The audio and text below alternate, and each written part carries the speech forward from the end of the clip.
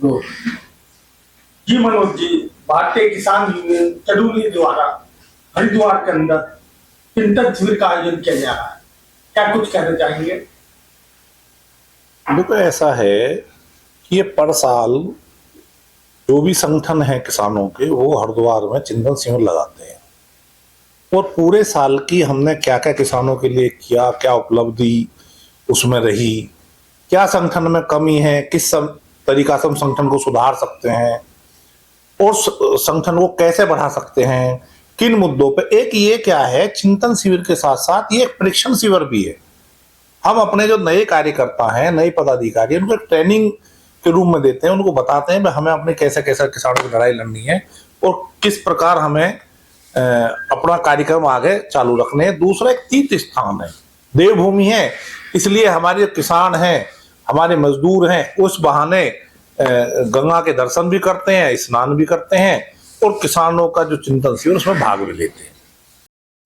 America के साथ भारत की हो रही ट्रेड डील को लेकर किसान काफी चिंतित हैं।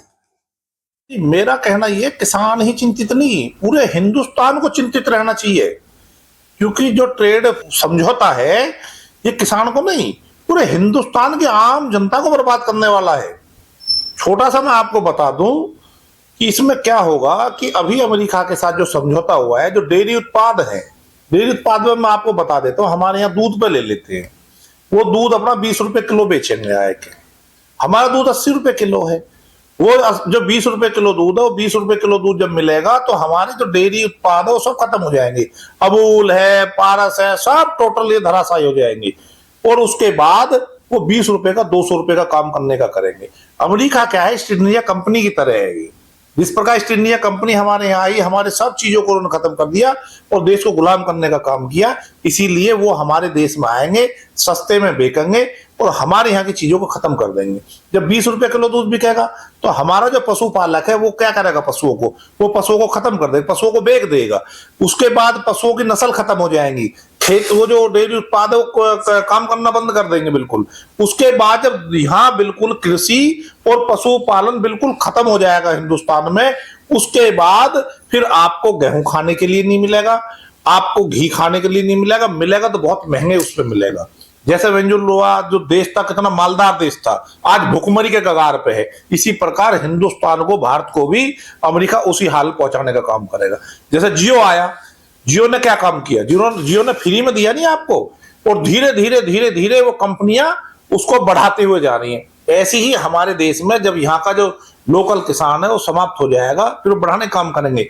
इसने क्या करा कि अमेरिका ने क्या, और विश्व के और देशों ने भी देखा, जब कोरोना आया तो कोरोना में क्या हुआ कि कोरोना में सबकी अर्थव्यवस्था डगमगा गई, लेकिन हिंदुस्तान की अर्थव्यवस्था नहीं डगाई, क्योंकि यहाँ मिश्रित अर्थव्यवस्था है, यहाँ कृषि पर आधारित लोग हैं। 60-65% जो कृषि से थे, कृषि ने सबको संभाल के रखा। और दूसरा, जो अमेरिका का किसान है वो 10,000 बीघे का किसान है, उसको 50% सब्सिडी सरकार देती है। हमारा जो आजीविका है और वहां जो है जो व्यापार है कृषि, इसलिए उनका मुकाबला नहीं कर सकते हम, और ये हमारा बिल्कुल जो है धराशायी हो जाएगा। और हिंदुस्तान के किसान नहीं, किसान भी, मजदूर भी, आम जनता भी बिल्कुल बेकार और परेशान में कंगाल हो जाएगी।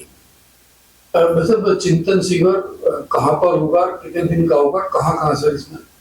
जो हमारा चिंतन शिविर है वे हिंदुस्तान में जहां जहां हमारा संगठन है, हमारा पंजाब में है, हिमाचल में है, उत्तराखंड में है, उत्तर प्रदेश में है, और कुछ बिहार में भी है, मध्य प्रदेश में भी है।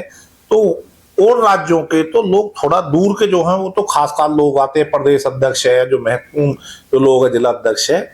इसमें ज्यादातर पश्चिमी उत्तर प्रदेश और हमारा जो तराई क्षेत्र है वो, और हरियाणा और उत्तराखंड, ये ज्यादा रहते हैं। आएंगे पूरे हिंदुस्तान से लोग।